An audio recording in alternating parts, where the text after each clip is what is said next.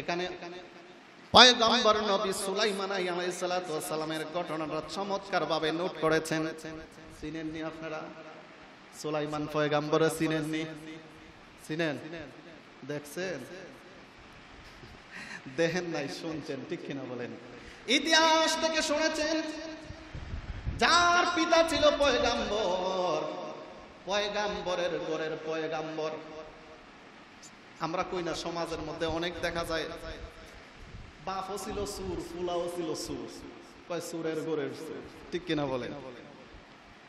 হুজুরের ফত হুজুর, কারণ গাছপালা তার ফল বালা, মা বালা তার জি বালা, ঠিক কিনা বলেন?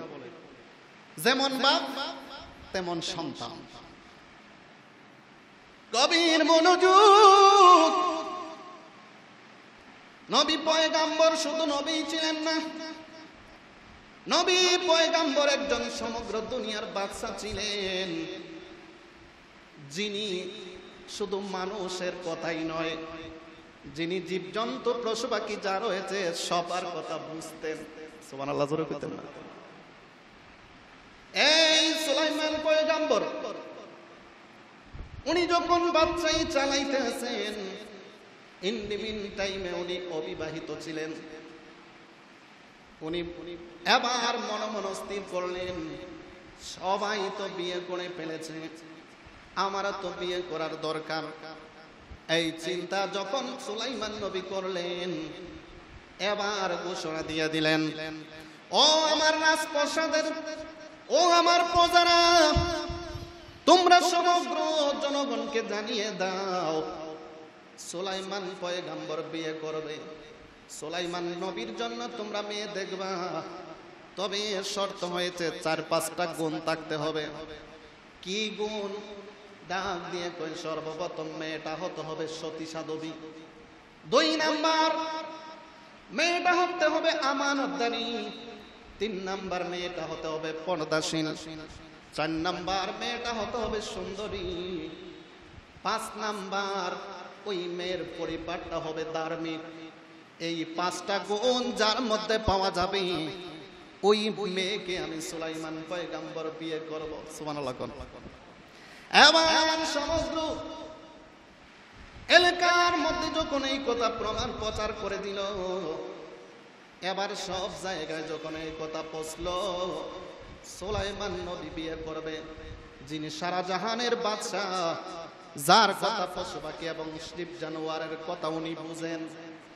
ইন্ডিমিন টাইমে সব জায়গায় যখন কথাগুলি ছড়ায়া পড়ল, ওই দিক দিয়া ঘটনাটা অনেক কি জানেন, কিন্তু তারপরেও বলছি, অহংকার করলে মানুষ কোথায় নেমে যায়, এজন্য ঘটনাটা আপনাদের সামনে টানলাম। ওইদিকে সুলাইমান পয়গম্বর বিয়ে করবে, এই কথা সমস্ত দুনিয়ায় ছড়াইয়া পড়লো। এক লোক ছিল, মাছ ধরতো, তারে আপনারা কি কোন? জেলে। কাঠ কাটে, তারে কয় কাটুরিয়া। কৃষি কাজ করে, তারে কয় কৃষক। মাছ ধরে, তারে কয় জেলে। ওই জেলের একটা মেয়ে ছিল। এই ঘটনা যখন সুলাইমান নবী বিয়ে করবে, এই সংবাদ শুনে বাবা সুন্দর করে বাজার করলো। বাড়িতে যায় কয়, বিবি গো, আজকে একটা সুসংবাদ তোমার কাছে নিয়ে আসলাম। ডাক দিয়ে কয়, স্বামী গো, কি সংবাদ নিয়ে আসলেন? এবার স্বামী ডাক দিয়ে কয়, বিবি গো, আজকে নতুন করে একটা পয়গাম শুনলাম, সুলাইমান পয়গম্বর বিয়ে করবে, কিন্তু শর্ত হয়েছে 5টা। এই 5টা গুণ যার মধ্যে থাকবে, ওই মেয়েকে বিয়ে করবে। আমার মেয়ে তো সুন্দরী, আমার মেয়ে তো পর্দাশীল, আমার মেয়ে তো আমানত দাঁড়িয়ে কেয়ানত করে না, আমার মেয়ে তো ধার্মিক লোক, সতী সাধবী। যেই গুণগুলি থাকা দরকার, কিন্তু আমার মেয়ের মধ্যে সব গুণগুলা রয়েছে। জোরে বলেন সুবহানাল্লাহ। ও বিবি, যদি আমাদের মেয়েকে সুলাইমান পয়গম্বর হাতে বিয়ে দিতে পারি কেমন হয়?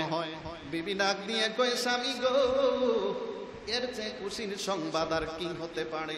যিনি সমগ্র জাহানের বাদশা এবং পয়গাম্বর, তার হাতে যদি আমার মেয়েটারে দিতে পারি, তাইলে বিনা হিসাবে ওনার হাত ধরে আমরা জান্নাতের মধ্যে চলে যাব। স্বামীও খুশি, বিবিও খুশি। যেই মাত্র ওনার মেয়ের সংবাদ শুনলো, ইন দ্য মিন টাইমে মেয়েটা অনেক খুশি হয়ে গেল। ডাক দিয়ে কয়, আম্মা গো, একটা খুশির সংবাদ নাকি আব্বা হুজুর নিয়ে এসেছে। ডাক দিয়ে কয়, হ্যাঁ তোমার আব্বা সুসংবাদ নিয়ে এসেছে। এবার কয়, আম্মা আমি ওই সুলাইমান পয়গম্বরকেই বিয়ে করব। জোরে কান সুবহানাল্লাহ। আমাদের দেশে যদি 12টা ফ্যামিলির যদি গরিব একটা মেয়ে হয়, বড় লোকের একটা ছেলের কাছে প্রস্তাব দেয়, ওই ছেলে বলবে হ। আমি কিরকম লোক, আর ওই মায়ারে বলে গরিব মায়ারে বলে আমি বিয়ে করতাম। কথা কোন ঠিক কিনা? সুলাইমান পয়গম্বরের কাছে আবার ওই জেলের মেয়ের পক্ষ থেকে একটা পয়গাম পাঠাইলো, চিঠি পাঠাইলো। চিঠির মধ্যে লিখে দিল, পয়গম্বর আমি ধনাঢ্য কোনো লোক নয়, আমি বড় লোক নয়, আমি সাধারণ একজন জেলে। আমার মেয়ের মধ্যে তোমার যে 5টা গুণ থাকা দরকার, এই 5টা গুণ আমার মেয়ের মধ্যে রয়েছে। এজন্য আমি জেলে হয়ে তারপরও চাই তুমি পয়গম্বরের নিকট আমার মেয়ে বিয়ে দেওয়ার জন্য। জোরে কান সুবহানাল্লাহ।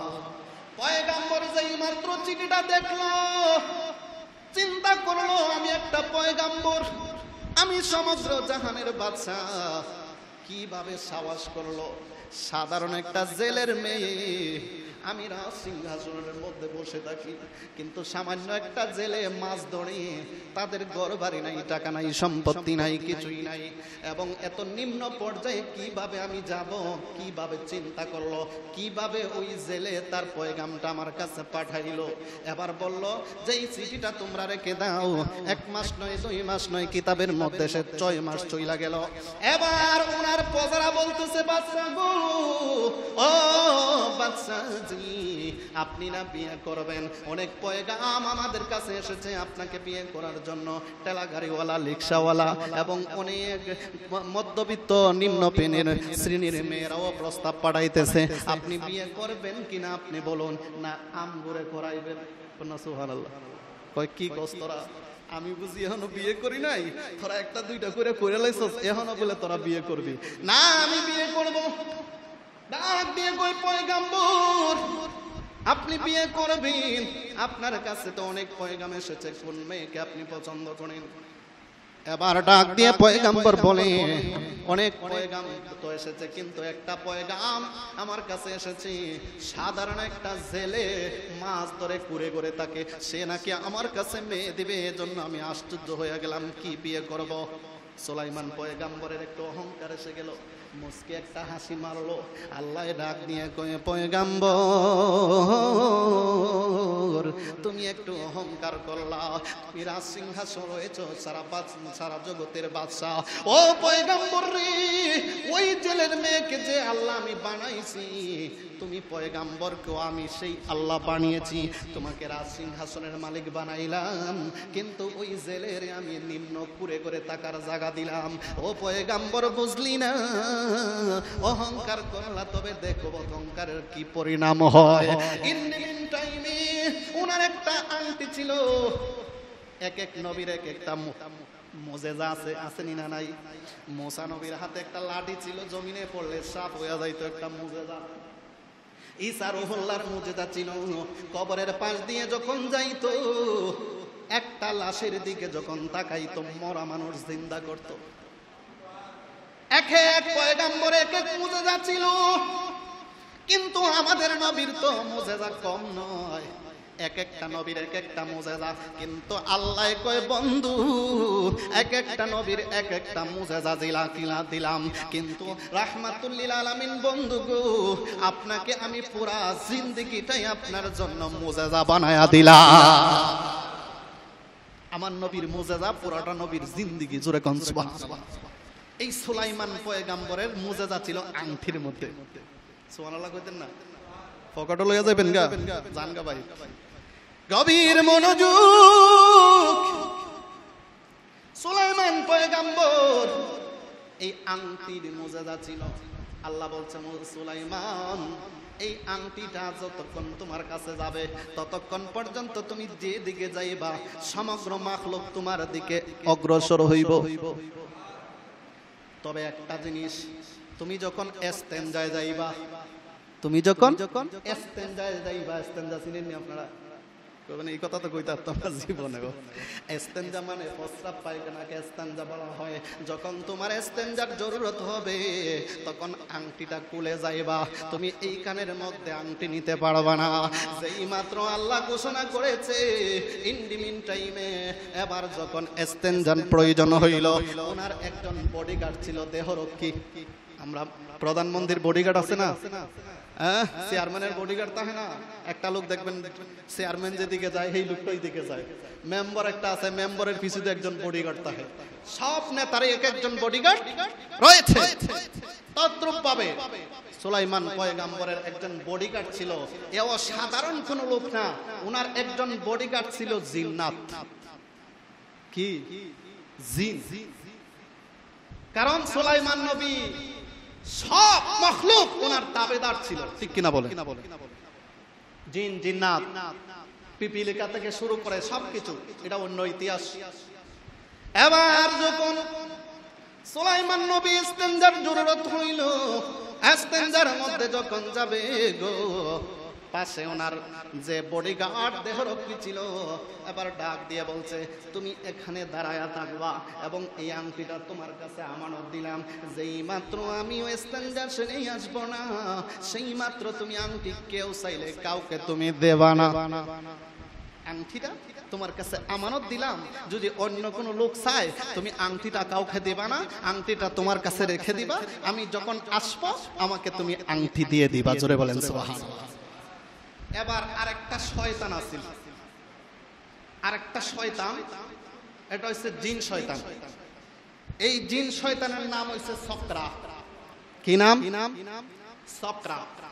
সকরা জিন শয়তান মনে করলো এই বাদশা সুলাইমান আংটি দিয়া, তার আংটির মধ্যে এত মুজিজা, আংটি যেদিকে যাবে পাবলিক সেদিকে যাবে, আংটি যেদিকে যাবে পশু পাখি ওই দিকে যাবে, আংটি যেদিকে যাবে সমগ্র মখলুক ওই দিকে যাবে, এত মুজিজা আংটির মধ্যে দিয়েছে।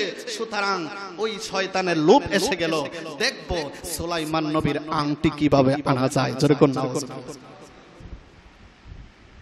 জিন শয়তান তো রূপ পরিবর্তন করতে পারে, ঠিক কিনা বলেন? জিন শয়তান এবার চিন্তা করলো সুলাইমান পয়গম্বরের আংটিটা ওনার হাতে নয়, ওনার কাছ থেকে তো আংটি নেওয়া যাবে না, ওনার দেহরক্ষীর কাছে আংটিটা। সুতরাং আমি সুলাইমান পয়গম্বরের বেশ ধইরা লই। নাউজুবিল্লাহ। উবহু সুলাইমান পয়গম্বর যেভাবে, সেই জিন শয়তান সকরা ঠিক সেম পজিশনে ওনার রূপ ধরে নিল। এবার যাইয়া কয়, ভাই আমার তো ইস্তেনজা শেষ, আমাকে আংটিটা টুনি দিয়ে দাও। এবার তো তাকায়া দেখতেছে দেহরক্ষী, উনি তো সুলাইমান পয়গম্বরই, কারণ সেম সুলাইমান, যেভাবে সুলাইমান পয়গম্বরের দেহ, বডি, পোশাক সবকিছু হুবহু। যদি একটা আমি আপনাদের সামনে এখন আছি, যাইয়া আপনাদের কাছে হঠাৎ কোনো সময় গিয়া বলি, ভাই আমাকে জিনিসটা দেন, আপনি দিবেন না, কারণ আমাকে চিনেন আপনি, আমি আপনাদেরই হুজুর। ঠিক সুলাইমান পয়গম্বর সব সময় তাকে উনি চিনে, ওবহু সুলাইমান পয়গম্বর। নেন আংটিটা নিয়ে নেন। এবার শয়তান সকরা যখন আংটিটা নিল, এবার চিন্তা করলো যে আমি তো আংটি নিয়ে গেছি, আমার মতন তো আরেকজন অরিজিনাল, আমি তো নকল, অরিজিনাল সুলাইমান পয়গম্বর তো ইস্তেনজার মধ্যে ঢুকছে বাথরুমে, এখন বার হইলে তো আমার অস্তিত্ব আর থাকবে না, কি করা যায়? বুদ্ধি করলো যে সুলাইমান পয়গম্বরের একটা ঘোষণা করে দেই যে আমার মতন একটা সুলাইমান পয়গম্বর নকল বের হইছে, সুতরাং সে রাজত্ব কায়েম করতে চাইবে, সে আমাকে হত্যা করতে চাইবে, তোমরা যেখানে পাইবা তাকে তোমরা ফিরাইবা। কন্যা নাউজুবিল্লাহ। কি বুদ্ধি করছে দেখেন।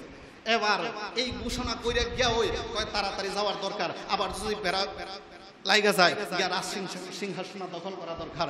ইন্ডিপেন্ডেন্ট টাইমে গিয়া রাজ সিংহাসন যখন বসছে, এবার আসল সুলাইমান না নকল সুলাইমান? নকল সুলাইমান যখন সিংহাসনের মধ্যে বসলো, এবার আসল সুলাইমান বের হইছে, বের হইয়া দেহরক্ষী যেখানে দাঁড়িয়েছিল সেখানেই দাঁড়িয়ে রয়েছে। আয়া ডাক দিয়া কয়, আমার আংটি দে। কি ব্যাপার? আংটিটা সুলাইমান না নিয়ে গেল? এটা আবার আংটি চাকিতা, এটা মনে হয় নহল, কিন্তু আসল না নহল, এটাই আসল, কিন্তু নহল তা লইয়া গেছে, ইয়া খবর নাই। তুমি বুঝেছি তুমি সুলাইমান পয়গাম্বর নও, তুমি সুলাইমানের রূপ ধরে নকল সুলাইমান এসেছো। একটু আগে সুলাইমান ঘোষণা করেছে উনার মতন নকল সুলাইমান বের হচ্ছে, ধরো কে কোথায় আছো, ধরো তাকে পিঠাও, তারে আঘাত করো।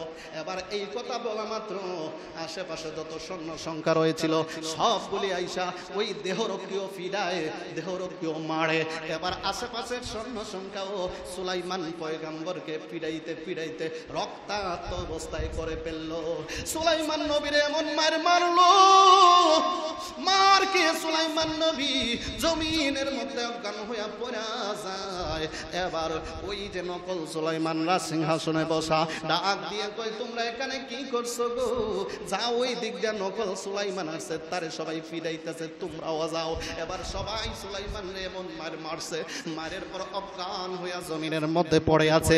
এবার মনে সবাই তাকায়া দেখতেছে এত মইরা গেছে, অজ্ঞান হইয়া জমিনে পড়ে আছে। এবার চিন্তা করলো মনে হয় মইরা গেছে, এটার এইখানে রাখতে লাভ নাই, একটা জমিনের মধ্যে ফালাই দেওয়া দরকার বা জঙ্গলার মধ্যে ফালাই দেওয়া দরকার। এই সুলাইমান আসল সুলাইমান না নকল সুলাইমান নাম আছে? আসল, কিন্তু নহলটাই রাজ সিংহাসন দখল করে লইয়া বসে। এবার সুলাইমান পয়গাম্বর নিয়া একটা নদীর পাশে নিয়ে ফেলে দিল। যেই মাত্র নদীর পাশে সুলাইমান পয়গাম্বরে পালাইলো, এবার নদীর মধ্যে একটা জোয়ার আসছে, আসিয়া সুলাইমান পয়গাম্বরে পানির নিকটবর্তী পানিয়ে তারে সাগরের মধ্যে যখন নিয়ে গেল, ইন্ডিমিন টাইমে সাগরের তীর নিকটবর্তী সুলাইমান পড়ে আছে। ওই দিক দিয়া জেলে মনে আসেনি, ওই দিক দিয়া জেলের মেয়ে বিয়ের প্রোগ্রাম পাঠাইয়া যখন পয়গামের চিঠির কোনো উত্তর নাই, ওই মেয়েটা পরে ডাক দিয়ে কয়, আব্বা গো আমার যদি বিয়ে হয় আমি সুলাইমান পয়গাম্বর ছাড়া কারো কাছে আমি বিয়ে বসবো না। 6 মাস চলে গেল, বিয়ের উত্তর নাই। এবার ওই মেয়েটা নফল রোজা এবং নফল নামাজ রাখা শুরু করে দিয়েছে যে সুলাইমান পয়গাম্বরে আল্লাহ তুমি আমাকে মিলিয়ে দিও।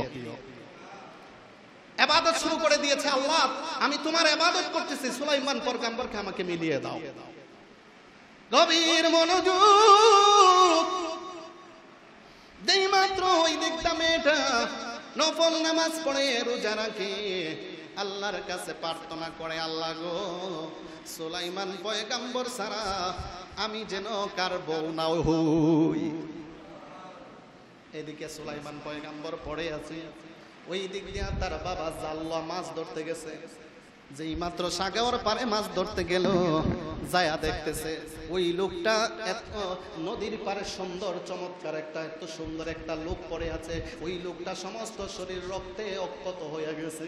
এবার চিন্তা করলো এত সুন্দর একটা লোক নদীর পারে পড়ে আছি, না জানি এটা কোন পরিবারের একটা ভদ্র সন্তান, এত সুন্দর সন্তান তো আমার জীবনে দেখি নাই। ঠিক আছে তারে আমি একটু দেখি।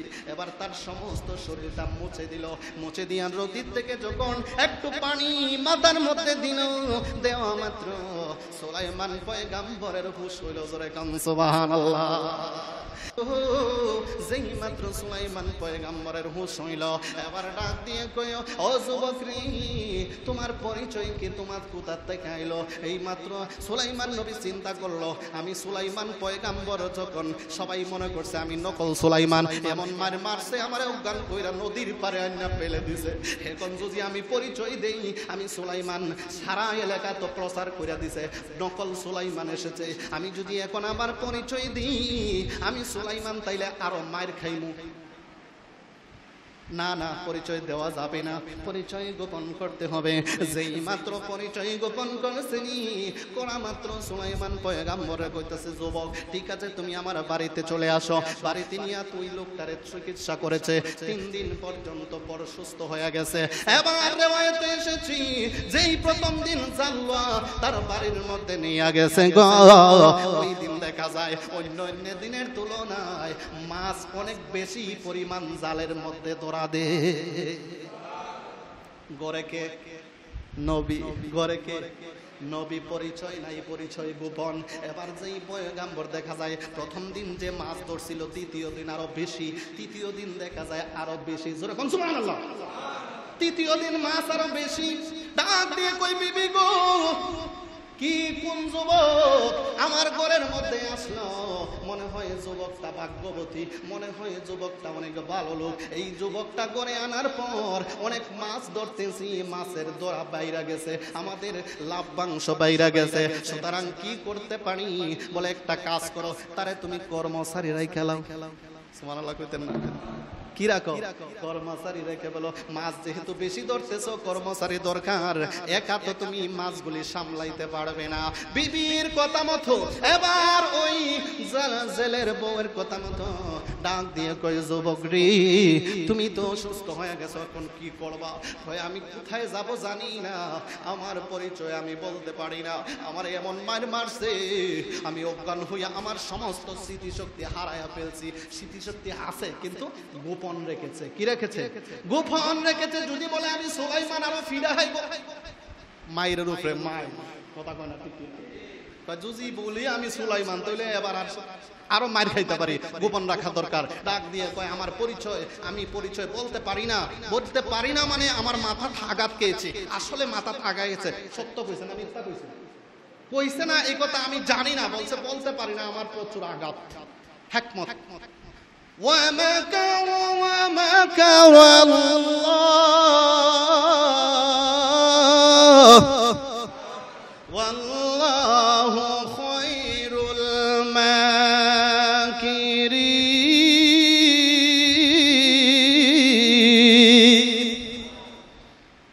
আল্লাহ কয় এটা হচ্ছে হিকমত। এটা কি হিকমত? আল্লাহ কয় তোমরা যত কৌশলই করো কিন্তু আমি কৌশল কম জানি না। জোরে কোন সুবহানাল্লাহ। কোরআন হাদিসে কৌশল জায়েজ, হিকমত। সুলাইমান পয়গম্বর হিকমত অবলম্বন করলো যে যদি বলি আমি তো মিথ্যাও বলতে পারবো না, বলছে আমি আঘাতপ্রাপ্ত, মাথায় আঘাত খেয়েছে, এজন্য সব বলতে পারবো না।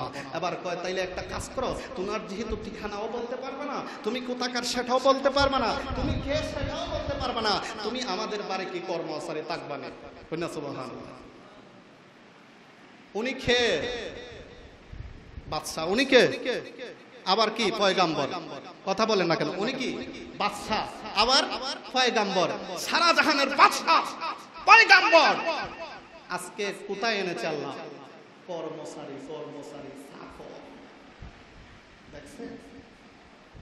আর মিয়া সুলাইমান নবী পয়গাম্বর, পয়গাম্বরের পুত্র, পয়গাম্বর দাউদ আলাইহিস সালামের পুত্র সুলাইমান আলাইহিস সালাম। উনি পয়গাম্বরের ছেলে, পয়গাম্বর, সারা জাহানের বাদশার পরেও এই একটু খালি অহংকার এনেছিল, একটু হেসেছিল যে নিম্ন পেরির একটা জাউয়ার মেয়ে আমার কাছে প্রস্তাব পড়াইছে। এটা কি হইতে পারে? এর কারণে আল্লাহ কই না পৌঁছাই দিয়েছে। এবার তিনটা তাফসীরের কিতাবে এসেছে তিনটা riwayat। একটার মধ্যে এসেছে 40 দিন, এক riwayate এসেছে 1 মাস, আরেক riwayate এসেছে 1 বছর। তাফসীরে ইবনে কাসির, তাফসীরে তাবারি শরীফের মধ্যে 1 বছরের কথা উল্লেখ আছে। 1 বছর পর্যন্ত উনি সেখানে নৌকরি করেছেন, চাকরি করেছেন, সেখানে উনি কি কর্মচারী নিযুক্ত হয়েছিলেন। এবার ওই দিক দিয়ে সিংহাসনের কথা মনে আসেনি? কথা বলেন, সিংহাসনের কথা মনে আছে? সিংহাসন তো বাইরে আইয়া পড়ছি, আমরা একটু সিংহাসনের দিকে যাই। সিংহাসনের কি অবস্থা? কথা কোন ঠিক কিনা? সিংহাসনে আবার কে? শয়তান। সিংহাসনে কে? শয়তান। এই শয়তানের নাম ছিল আসিফ বিন বারকিয়া। আসিফ বিন বারকিয়া এই জিন শয়তান এবার রাজ সিংহাসন চালাইতেছে। আর ওই দিক দিয়ে সুলাইমান আলাইহিস সালামের যে দেহরক্ষী ছিল উনিও কি জিন, উনিও কি জিন। জিন কিন্তু জিনের চিনতে পারে, মানুষ মানুষকে চিনতে পারে। তাইলে ওই জিন প্রথম যে আংটিটা দিয়েছিল সেটা কিন্তু ওই সময় এত সেন্সে নেয় নাই। দেখছে সুলাইমান পয়গম্বর এসেছে, এবার দেখা যাচ্ছে উনি সিংহাসনে বৈশা সবকিছু উলট পালট, সবকিছু উলট পালট হচ্ছে। জিনিসপত্রের দাম বেড়ে যাচ্ছে, সংবিধান চলে যাচ্ছে, ইসলামের বিধিবিধান সম্পূর্ণ উল্টাপাল্টা হয়ে যাচ্ছে। সবাই চিন্তা করতেছে কি ব্যাপার, হঠাৎ করে সুলাইমান পয়গম্বর এরকম কেন হলো?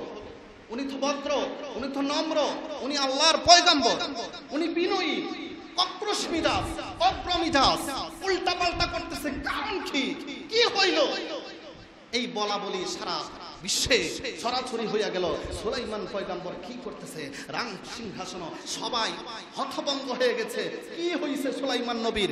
এবার একজন লোক চিন্তা করলো যে ওনার দেহরক্ষীকে বলতেছে, আচ্ছা ভাই, তুমি তো ওনার সাথে চলাফেরা করতে, সবসময় ওনার সাথে থাকতে, ওনার কি হইলো তুমি কি বলতে পারো?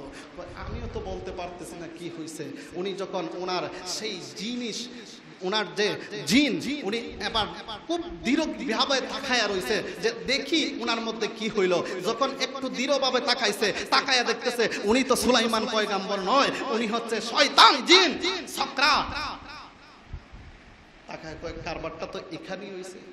সুবহানাল্লাহ কর, নাউজুবিল্লাহ কই ফেলে, নাউজুবিল্লাহ কোন কারবারটা এখানে হইছে। এই শয়তান এই সমস্ত করছে, সুলাইমান পয়গম্বর তো এখানে নাই। এই ধরো, এই আসল নাই নহল। যেই মাত্র কইছে ধরো, এ নহল শয়তান।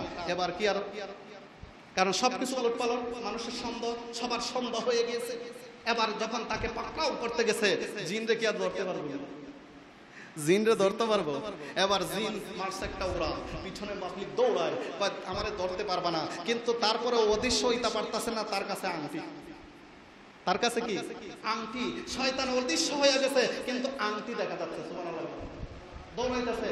এবার কইতেছে আমি তো অদৃশ্য হইতে পারছি না, সুতরাং এখন মাইর থেকে বাঁচতে হইব। যদি দৌড়া যাইতে পারে পাবলিকে, তাইলে পাবলিকের মাইর তো বুঝেন। এবার কয় আমাকে বাঁচতে হবে। হঠাৎ করে কয় আংটিটা আমি ফেলে দেই, তখন আমি বাতাসের সাথে অদৃশ্য হয়ে যাব। আংটিটা এবার যখন ফেলে দিচ্ছে, আংটিটা একটা সাগরের মধ্যে ফেলে দেয়। এবার ফেলে দেওয়া মাত্র শয়তান বাতাসের সাথে মিশে গেছে। আর শয়তানরে পাইব? এবার যখন আংটিটা সমুদ্রের মধ্যে ফেলে দিল, এবার যখন সমুদ্রের মধ্যে আংটি পেল, এবার যখন আংটিটা সমুদ্রে দেখা মাত্র বড় একটা মাছ দেয়া খাওয়ান মনে করে আংটিটারে গিলে ফেললো। সাদা চকচক করতেছে, মনে করছে যে এটা একটা খাওয়ান। আংটিটা মাছটা গিলে ফেললো। এবার যখন মাছ দৌড়ায়, সমস্ত মাছ এটার পিছনে দৌড়ায়, কারণ আংটি যেদিকে যাবে মাখলুক সেদিকে দৌড়বে। এবার আংটি যা মাছ খাইছে, এই মাছটা দৌড়ায় এটার পিছনে, সব মাছ দৌড়ায়। এবার ওই দিকটা মায়ের বিয়ে দেয়া দিল। এবার স্বামী বলতেছে, বিবি গো, ওই লোকটা তো আমাদের বাড়ি অনেকদিন দিয়া চাকরি করতেছে, লোকটা কেমন? কয় লোকটা তো ভালো। কয় লোকটার কাছে যদি আমাদের মেয়েটা দিতে পারে কেমন হয়? কয় ভালোই তো, ছেলেটা তো ভালো দেখা যায়, 1 বছর ধরে আমাদের বাড়িতে আছে, মাশাআল্লাহ, ছেলেটাকে দিয়ে দেন। আর আমগুর সমাজের মধ্যে যদি 1 বছর একটা ফ্যামিলির মধ্যে একটা ছেলে দেখা যায়, সাথে টেহাটুকু লইয়া যায়, পাশে দেখা যায় গোরের মাইয়াটাও লইয়া যায়। কথা কয় না, ঠিক কিনা বলেন? মাইয়া একটা লইয়া ফলায়। কিন্তু সুলাইমান পয়গম্বর গোপন পরিচয় রেখে এবার দেখা যাচ্ছে বলতেছে যে উনি সাধারণ যুবকের বেশে কর্মচারী হিসেবে চাকরি করতেছে। ওই দিক দিয়া এবার বিবি বলতেছে, হ্যাঁ ভালোই তো ছেলেটা। বলে তাইলে ঠিক আছে, আমরা ওই ছেলেটাকে হাতে আমাদের মেয়েটা বিয়ে দিয়ে দিই। বলে ঠিক আছে, দিয়ে দাও। যখন বিয়ে হয়ে গেল, ফুলসজ্জা রাত, ওই দিন কিতাবের মধ্যে এসেছে, ওই দিন তাদের ফুলসজ্জা রাত্র বাসর হয় নাই। কেন? কারণ হচ্ছে এবার ওই মেয়েটা যখন বাসরে যাবে, যাইয়া 2 রাকাত নামাজ পড়ে গেছে বাসরের মধ্যে। সুবহানাল্লাহ। ডাক দিয়ে কই, স্বামী গো, আমি তো আজ থেকে আপনার স্ত্রী, তবে স্বামী গো, আমি আপনার কাছে একটা কথা বলবো। মেয়েটা চোখ দিয়া পানি ছাড়ে। এবার স্বামী ডাক দিয়ে কই, স্ত্রী গো, চোখের পানি কেন পালাও? এবার ডাক দিয়ে কই, স্বামী গো, কেন পালাই জানেন না, সেটা বলবো না। বলে না, বলতে হবে, তুমি আমার স্ত্রী। কয় না, আমি বলবো না, বললে তো আমার খারাপ পাইবে। যদি ফুতের একটা বিয়ে করাই আনেন, আর যদি মায়া খান দেখ, যদি কয় কি হয়েছে গো, না কইতাম না, বুঝছি গো, মনে করেন ফুলার লোকের সম্পর্ক আছে। কথা কয় না, ঠিক কিনা বলে? এজন্যই মেয়েটা এই অবস্থা করতেছে। এবার সন্দেহ মনে করবে পুরা, মেয়েটা বলতেছে না, কয় না বলতে হবে। এবার কয় তাইলে শুনেন, আপনি যদি আমি বলি তাইলে আপনি কি করবেন? বলে যদি তুমি বলো সেই আমি তোমার এটা পূরণ করার চেষ্টা করব। এবার ডাক দিয়ে কয় আমার অনেক একটা আশা ছিল। তোমার কি আশা ছিল? আমার একটা আশা ছিল, আজকে একটা বছর যাবত, বিগত 1.5 বছর যাবত আমি আরাধনা করে যাচ্ছি, নফল ইবাদত করে যাচ্ছি, নামাজ পড়ে যাচ্ছি, আল্লাহর কাছে প্রার্থনা করে যাচ্ছি, আল্লাহ গো তুমি আমার সুলাইমান পয়গম্বর হাতে না দিয়ে আমার মরণ দিও না। কিন্তু দুঃখ একটাই, আল্লাহরে এত ডাকলাম, কিন্তু আল্লাহ কি একটা দিনও আমার কথা শুনলো না। আমি সুলাইমান পয়গম্বরের পাইলাম না, শেষ পর্যন্ত আপনার হাতে আল্লাহ তুলে দিয়েছে। তবে আপনার কাছে আমি অনুরোধ, এই জগতে যেহেতু আমি পাই নাই, তবে আমি আপনার কাছে একটা রিকোয়েস্ট করব, আপনি পরকালে আমার জন্য দোয়া করবেন, পরকালে যেন আমি সুলাইমান পয়গম্বরে পাই। এবার সুলাইমান পয়গম্বর কইতেছে, সুলাইমান পয়গম্বর তো আমি। এবার ডাক দিয়ে কই, স্ত্রী গো ওই সুলাইমান পয়গম্বরের যদি তুমি পাও তাইলে তোমার কি করবা? বলে আমি যদি পাই কেমনে পাবো, আমি তো তোমার স্ত্রী হয়ে গেছি। কয় ঠিক আছে, আমি তোমাকে আজকে ওয়াদা দিলাম, ওই সুলাইমান পয়গম্বরের হাত না দিয়া আমি তোমাকে টাচ করব না। জোরে কান সুবহানাল্লাহ। আমি এই দায়িত্ব নিলাম, আমার জিম্মায় তোমাকে আমি সুলাইমান পয়গম্বরের হাতে তুলে দিব। সুবহানাল্লাহ। পরের দিন এবার জামাই শ্বশুর কয় চলো আমরা নদীর ঘাটে যাই একটু মাছ ধরি। এবার যখন মাছ ধরে, লম্বা ঘটনা, আমি ছোট্ট করে শর্ট করে লই আই পড়ছি, অনেক ঘটনা কাটিয়ে দিছি। চলো আমরা যখন মাছ ধরতে যাবো। এবার জামাই শ্বশুর আগে ছিল, একজনের কর্মচারী আরেকজন মালিক। এবার জামাই শ্বশুর গেছে নদীর ঘাটে মাছ ধরতে। এবার শ্বশুর যায় পিছনে পিছনে, সামনে। এবার শ্বশুর আব্বা আপনি একটু সামনে যান, কারণ আপনার শ্বশুর, কারণ আগে তো আসিল মালিক আর কর্মচারী, কোনো ভেদাভেদ ছিল না। এখন তো শ্বশুর জামাই কেমনে একসাথে যায়, একটু শরম করে। সুবহানাল্লাহ কইতেন না? আর আমরার দেশে তো জামাই শ্বশুর মাশাআল্লাহ শীতের দিনে রাস্তায় দিয়ে একসাথে যাইতেছে। আব্বা শীত করে, ঠান্ডা লাগে, তাহলে কিতা করতাম? কয়েকটা সিগারেট ধরাও না। কথা কয় না কেন, ঠিক কিনা বলেন? জামাই শ্বশুর কোনো ভেদাভেদ আছে? জামাই শ্বশুর জামাই শ্বশুরের নিয়ে মস্কারা করে, ঠিক কিনা বলেন? হ্যাঁ, কিন্তু তখন সময় জামাই শ্বশুর আব্বার মতো বাবাকে সম্মান করতো। আজকের ফুলাপান দেখা যায় মুরব্বীদেরকে সম্মান করে না, বাবাকে সম্মান করে না, বড়দেরকে ইজ্জত করে না। আজকের শুধু আপনার সমাজ না, সব জায়গায় দেখতেছি আজকে। এজন্য আজকে অহংকার, আমি কি কম নেই, আমি অনেক বড় হয়ে গেছি, আমি অনেক যুবক হয়ে গেছি, এই বেটা বুড়া বেটারা আবার কেমনে সম্মান করতাম? কথা কয় ঠিক কিনা? কখনো নয়।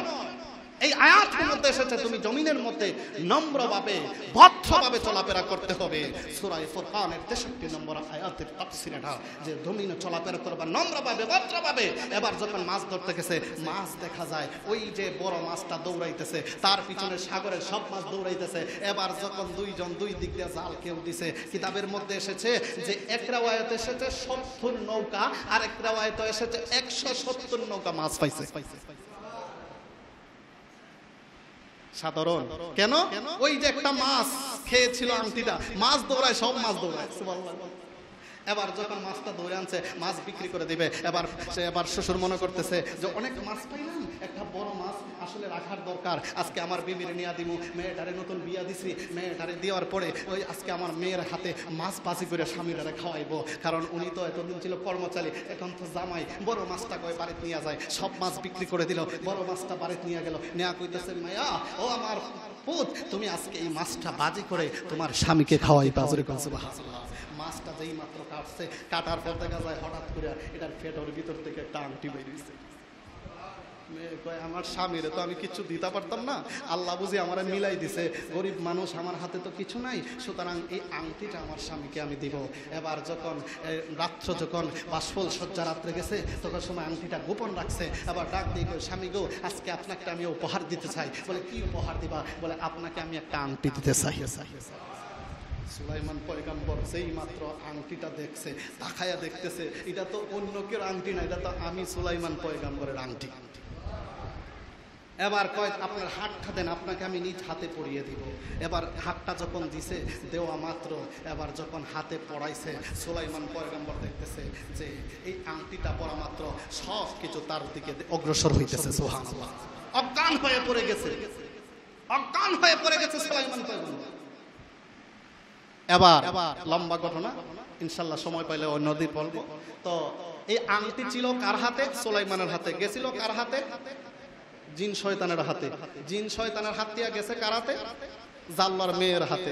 জাল্লার মেয়ের হাতে গেছিল। ওই মেয়েটা এখন কি সুলাইমান নবীর কাছে আরো প্রিয় হয়ে গেছে।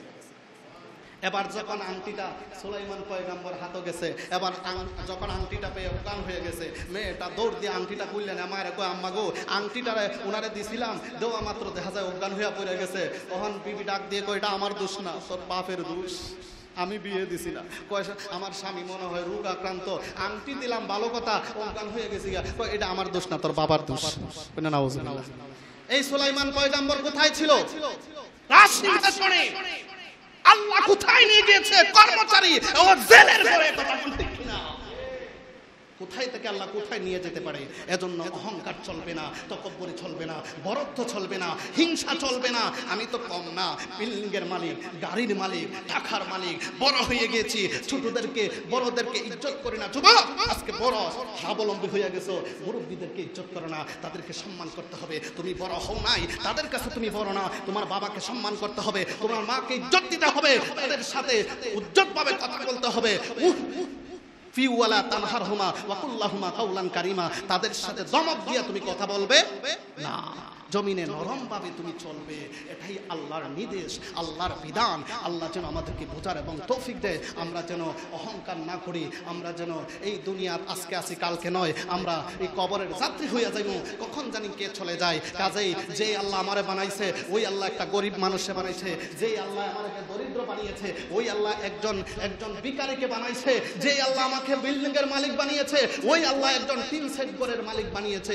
ইচ্ছা করলে আল্লাহ নবী পয়গম্বর সুলাইমান আল্লাহর কাছে এত দামি, তারপরও একজনের বাড়ি জেলের ঘরে কর্মচারী পাঠিয়েছে। আপনাকে তো সেকেন্ডের ব্যাপার না। কথা কোনটা কি? নবীরে যদি নিম্নে নামাইতে পারে, আপনি তো সাধারণ, আপনি কি পয়গম্বরের চেয়ে ঊর্ধ্বে হয়ে গেছেন? তাহলে কিসের অহংকার করেন, কিসের বড়াই করেন, কিসের তাকব্বুরি করেন, কি নিয়ে বড়াই করেন, কি নিয়ে অহংকার করেন? কাজেই অহংকার চলবে না। আল্লাহ অহংকারকারীকে পছন্দ করে না। আমি এই আলোচনা দ্বারা এটাই বোঝাতে চাচ্ছিলাম যে এই দুনিয়ার নরমভাবে, ভদ্রভাবে এবং ভদ্র ব্যবহার, নরমভাবে এতিমদেরকে আপনি সাহায্য করতে হবে, অসহায় দরিদ্রকে আপনি সাহায্য করতে হবে, বড়দেরকে সম্মান করতে হবে, তাদেরকে ইজ্জত করতে হবে, ছোটদেরকে স্নেহ করতে হবে। আপনি দুনিয়া চলে এভাবে যাবেন যাতে আপনি চলে যাওয়ার পর মানুষ বলে না ওই লোকটা ভালো ছিল। ঠিক কিনা বলে? আর যদি বলে মানুষ যা ওই লোকটা খারাপ ছিল, তা আল্লাহ কয় যে ওই লোকটা তোরা যেহেতু খারাপ কইছ, যা আমি হেরেও খারাপ বলে স্বীকৃতি দিয়া লাইলাম। আর যদি মানুষ ভালো বলে 100% আপনি ভালোই করে যেতে পারেন। আপনি যদি নম্র ভদ্রভাবে চলেন, আপনি যদি অহংকার না করেন, হিংসা না করেন, নিন্দা না করেন, আপনি যদি সবাইকে এক চোখে থেকে যেতে পারেন, মানুষ বলবে লোকটা ভালো ছিল। আল্লাহ বলে মরার পরও যেহেতু সবাই তোকে ভালো বলতেছে, যা আমি আল্লাহ তোকে জান্নাত দিয়ে দিলাম।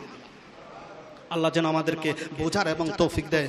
আমিন সুম্মা আমিন। ওয়া আখিরু দাওয়ানা আনিল হামদুলিল্লাহি রাব্বিল আলামিন। আসসালামু আলাইকুম ওয়া রাহমাতুল্লাহি তাআলা ওয়া বারাকাতুহু।